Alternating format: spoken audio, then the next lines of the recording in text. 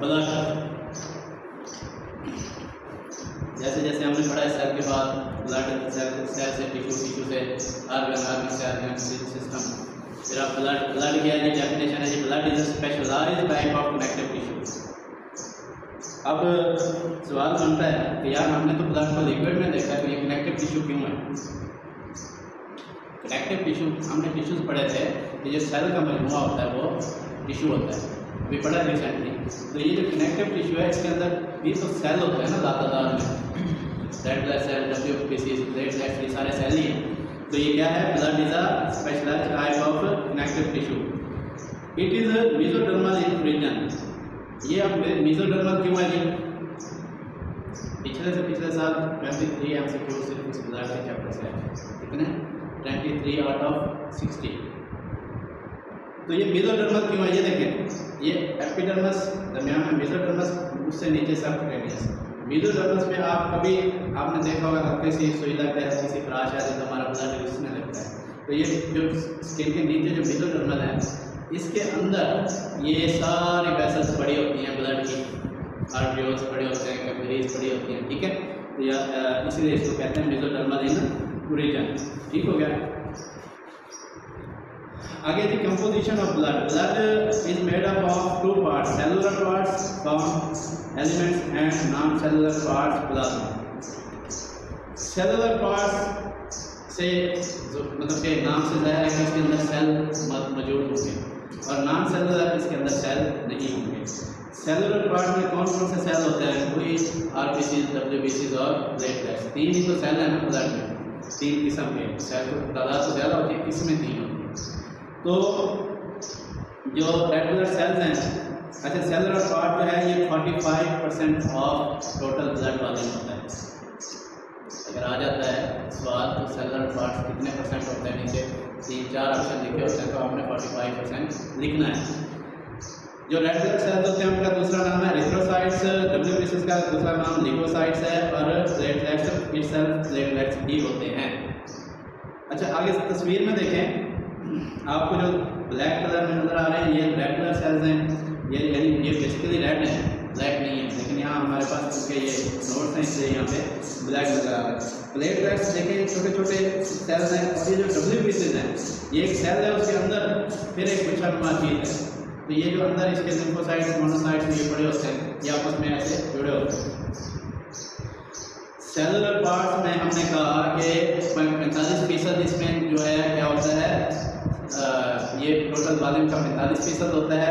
इसके अंदर 3 किस्म के सेल्स होते हैं, और नॉन सेलुलर पार्ट में क्या होता है, ये टोटल ब्लड वॉल्यूम का 55% होता है, 55%। और इसके अंदर जो इसकी जो कंपोजिशन है प्लाज्मा की, उसके अंदर के जो फ्लूइड पार्ट होता है वो 91% होता है, और सॉलिड पार्ट 9% होता है। कल आपने जो लिम्फोसाइट में पढ़ा था वो 96% था, और जो 4% जो उसका सॉलिड पार्ट था, यही था ना। अच्छा जी, ऑर्गेनिक सब्सटेंस इसमें कितने होते हैं? और अच्छा प्लाज्मा का तो पता है ना, पता है प्लाज्मा का। ये एक मशीन होती है, उसको सेंट्रीफ्यूज मशीन कहते हैं। उसको सेंट्रीफ्यूज मशीन इसलिए कहते हैं कि सेंटर में एक चीज़ को रख के जो घुमाती है, तो ऐसे उसके अंदर ट्यूब रख दी जाए, तो यहाँ तक हम कहते हैं कि ये WBC है, सॉरी रेड ब्लड सेल है, और ऊपर ये इतना पार्ट जो है, इतना पार्ट ये प्लाज्मा है। ये वाइट सा लिक्विड होता है, वाइट रंग का या ऑफ वाइट रंग का लिक्विड होता है, जिसको हम प्लाज्मा कहते हैं। प्लाज्मा के अंदर जो हम कहते हैं non cellular part of blood होता है। जब आप इसको सेंट्रीफ्यूज कर लेते हो तो जो सेडिमेंटेशन रेड ब्लड सेल्स की होती है वो थोड़ा आपको बता रही होती है कि 45% जो है आपका रेड ब्लड सेल है, और जो 55% जो है वो आपका प्लाज्मा है। आगे ऑर्गेनिक सब्सटेंस इसमें कितने होते हैं जी? इसमें प्रोटीन होती है जी, 4 किस्म की फॉर्म, और 15 इसमें प्लाज्मा कंप्लीमेंट होते हैं। तो प्रोटीन कौन सी होती है जी? देखें जी, एल्ब्यूमिन इसमें 4 से 5%, 5.5% होती है। सबसे ज़्यादा जो हमारे जिस्म में प्रोटीन पाई जाती है दैट इज कॉल्ड एल्ब्यूमिन। ये भी एक MCQ है, ठीक है। फिब्रिनोजन जो है वो 0.2% होती है ये, और ग्लोबुलिन जो है वो 1 से 2% होती है। प्रोथ्रोम्बिन जो है वो 0.1% होती है। प्रोथ्रोम्बिन और फिब्रिनोजन जो है ये दोनों ऐसे प्रोटीन्स हैं जो हमारे ब्लड को गाढ़ा करती हैं। अगर इनकी परसेंटेज बढ़ जाए तो हमारा खून ज़्यादा गाढ़ा हो सकता है, हमारा हार्ट अटैक हो सकता है। और अगर इनकी परसेंटेज कम हो जाए तो हमारा खून पतला होकर कहीं ना कहीं से हेमरेज होकर निकल सकता है। ठीक हो गया। ज़्यादा बार में एक नॉर्मल सा बैलेंस सा काम किया हुआ। तो प्लाज्मा कंप्लीमेंट सिस्टम है, ये कंसिस्ट ऑफ अप्रॉक्सीमेटली 20 प्रोटीन। इसके अंदर जो 20 प्रोटीन्स होती हैं ऑलमोस्ट या अप्रॉक्सीमेटली। ठीक हो गया। अब हम जब देखते हैं जी नॉन प्रोटीन नाइट्रोजीनियस सब्सटेंस कौन कौन से होते हैं। एक तो ये नॉन प्रोटीन होते हैं, दूसरा नाइट्रोजीनियस होते हैं, यानी इनके अंदर नाइट्रोजन लाजमी होता है। इसके अंदर यूरिया है, यूरिक एसिड है, क्रेटिनिन है या क्या है, अमीनो एसिड। आपको फार्मूला याद है जो हम इसका लिखते थे, आगे हम लिखते थे NH3 प्रोटीन। अभी हम आगे प्रोटीन में जाकर पढ़ेंगे तो आपको पता चल जाएगी। ये है अमोनिया, इसके अंदर नाइट्रोजन भी है, हाइड्रोजन भी है। ठीक है। तो ये जो है ये नाइट्रोजीनियस जितने सब्सटेंस हैं, अमोनिया की तोड़ के बाद यूरिया बनता है, सॉरी यूरिक एसिड बनता है ना, यूरिया बनता है। यूरिक एसिड जो है वो यूरिन की तोड़ होता है। ठीक हो गया। और क्रेटिनिन जो है हमारे गुर्दे के अंदर एक ऐसा सब्सटेंस है जो नॉर्मल रहे तो हमारा गुर्दा ओके रहता है, और अगर बढ़ जाए तो फिर हमारे गुर्दे काम करना छोड़ देते हैं। आगे देखिए नॉन नाइट्रोजीनियस सब्सटेंस इसमें क्या क्या है। ग्लूकोज है, कोलेस्ट्रॉल है, लैक्टोज है, फॉस्फोलिपिड्स हैं और ट्राइग्लिसराइड है। ग्लूकोज में हमने क्या पढ़ा था, ग्लूकोज में नाइट्रोजन था नहीं था, क्या क्या था ग्लूकोज में हमने पढ़ा था कार्बन, हाइड्रोजन और तीसरा क्या था, ऑक्सीजन। यही था ना। कार्बोहाइड्रेट में अभी हमने पढ़ा रिसेंटली, तो इसमें क्या है, नाइट्रोजन नहीं है, जबकि प्रोटीनियस जितने सब्सटेंस होते हैं उनमें नाइट्रोजन होता है। तो ये याद रखिएगा। अच्छा जी, आगे चलें। इसी तरह कोलेस्ट्रॉल में भी नाइट्रोजन नहीं होता, फॉस्फोलिपिड्स में भी नहीं होता, लैक्टोज में भी नहीं होता। ये हम क्या पढ़ रहे हैं जी, कंपोजिशन ऑफ ब्लड पढ़ रहे हैं। हमने इसमें क्या पढ़ लिया, सेलुलर नॉन सेलुलर दोनों पार्ट देख रहे हैं, फिर ऑर्गेनिक सब्सटेंस देख रहे हैं। ऑर्गेनिक सब्सटेंस को आपको याद है ना कि जिनके अंदर कार्बन और हाइड्रोजन होता है, तुम्हें पता है ना, आपने तो एसएससी में भी पढ़ा होगा ऑर्गेनिक और नॉन ऑर्गेनिक। एक ऑर्गेनिक केमिस्ट्री होती है और एक इनऑर्गेनिक केमिस्ट्री होती है ना जी। अच्छा जी, एंजाइम जो इसमें कौन कौन से हैं जी, माइलेज है, कार्बोनिक एनहाइड्रेज है। हमने एंजाइम जब पढ़े थे हमने कहा था इसके आखिर में ASE आता है, तो हमें समझ आ जाती है ये एंजाइम है, याद है ना। फास्फेटेज है, SGPT है, ये लीवर के एंजाइम है, SGOT, SGPT, LDH। आगे पिगमेंट्स है। पिगमेंट का मतलब होता है रंग। क्या होता है, रंग, कलर। बिलिरुबिन जो है वो हमारे ब्लड के अंदर होता है, लेकिन ये क्या होता है, ये होता है एंड प्रोडक्ट ऑफ हीमोग्लोबिन। होता क्या है हमारे पास, हमारे जो ब्लड के अंदर हीमोग्लोबिन होता है ना, ये जो हमारे रेड हीमोग्लोबिन की वजह से, हीमोग्लोबिन क्या है, हीमोग्लोबिन एक प्रोटीन है। ठीक हो गया। जब ये जो हमारा रेड ब्लड सेल है, आगे टेबल इसको आप याद करिएगा। इसका जो पीरियड है ये 120 दिन है। 120 दिनों के बाद ये टूट के शिकार हो जाते हैं, फिर नए रेड ब्लड सेल्स बनते हैं उनमें से। जब ये टूटते हैं तो ये टूट के क्या बन जाते हैं, बिलिरुबिन। क्या बनते हैं, सॉरी, बिलिरुबिन। ठीक है। बिलिरुबिन जो है वो फिर क्या होता है, किडनी में जाता है, किडनी से पेशाब के रास्ते खारिज हो जाता है, जिसको आप यूरिन कहते हैं।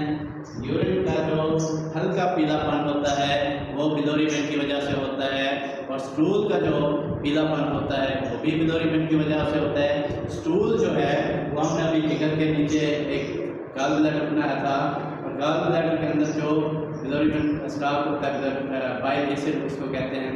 बाइल एसिड जो वहाँ से निकल के आता है वो उसको क्या करता है, वो हमारे स्टूल को येलो करता है। ठीक हो गया, यहाँ तक समझ आ गया।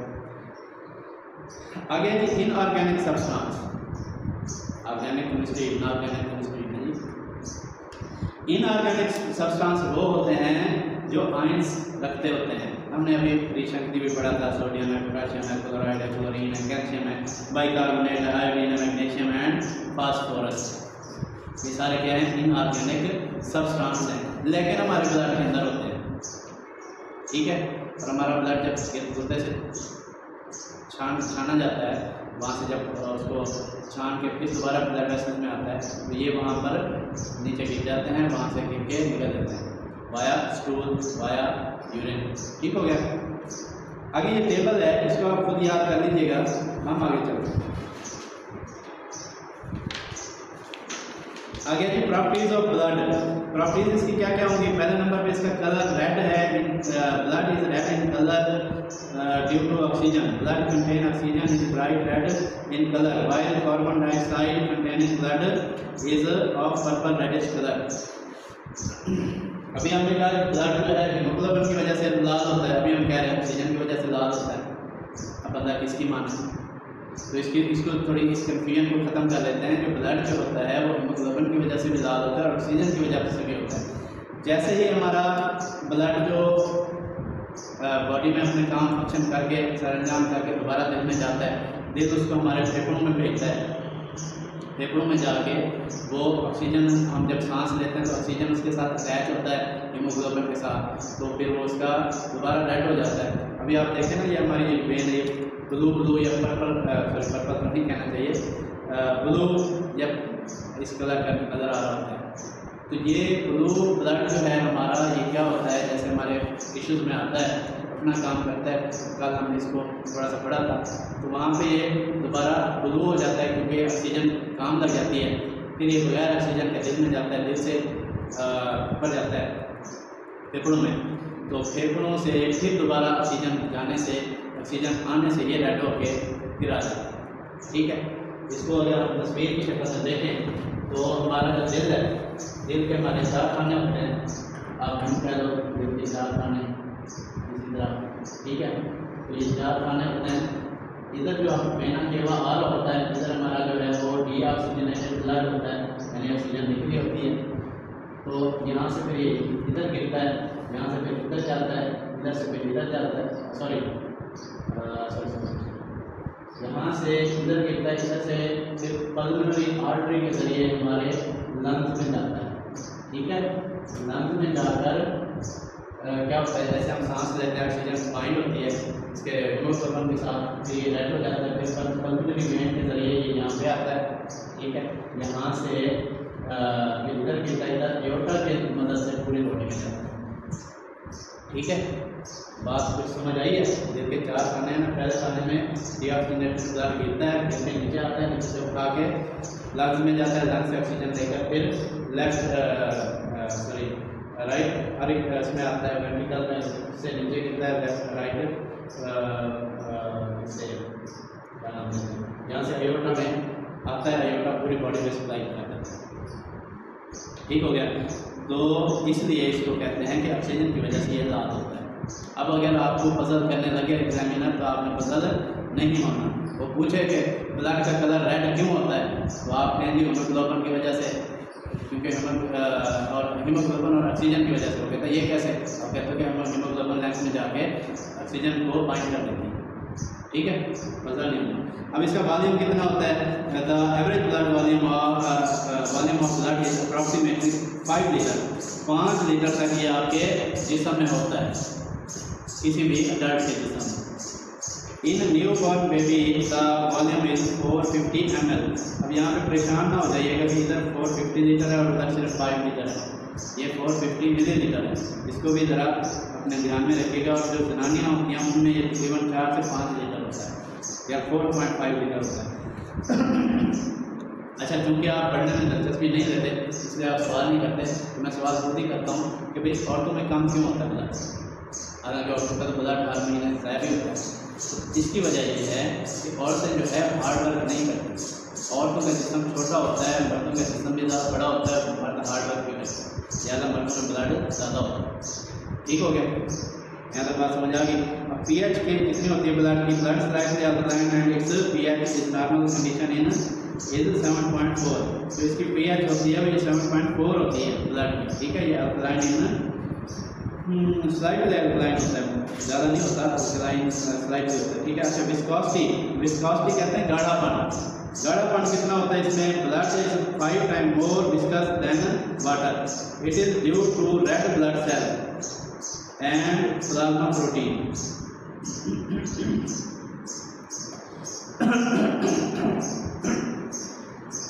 5 टाइम वाटर से क्यों ज़्यादा विस्कस होता है? क्योंकि इसके अंदर सेल भी होते हैं, प्लाज्मा प्रोटीन भी होते हैं।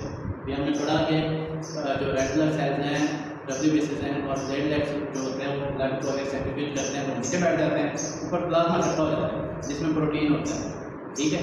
और अकेला प्रोटीन नहीं होता, उसमें ये भी होते हैं जो अभी हमने एलिमेंट पढ़े, सोडियम, पोटेशियम वगैरह, ठीक है। तो ये सारी चीज़ें ब्लड में होती हैं, इससे ब्लड गाढ़ा होता है और पानी जो है गाढ़ा नहीं होता। और पानी से ब्लड जो है वो 5 टाइम ज़्यादा गाढ़ा होता है। उसकी वजह क्या है? हम जब भी ब्लड की बात करते हैं RBCs का नाम लेते हैं। RBCs का नाम इसलिए लेते हैं कि जो ब्लड 1 ml ब्लड होता है उसमें कम से कम 50 से 55 लाख रेड ब्लड सेल्स होते हैं 1 ml। कितने? 50 से 55 लाख। बाकी जो होते हैं वो 10 लाख या 10 लाख से कम होते हैं, लेकिन WBC ऑलमोस्ट 10 लाख होते हैं। लेकिन 50 से 55 लाख जो होते हैं ये कौन होते हैं? Red blood cells. ठीक हो गया। फिर आगे हम इसका पढ़ेंगे इलेक्ट्रोसाइट्स वगैरह, तो ये इंशाल्लाह नेक्स्ट पढ़ेंगे। अभी इसको बंद करते हैं। हज़रत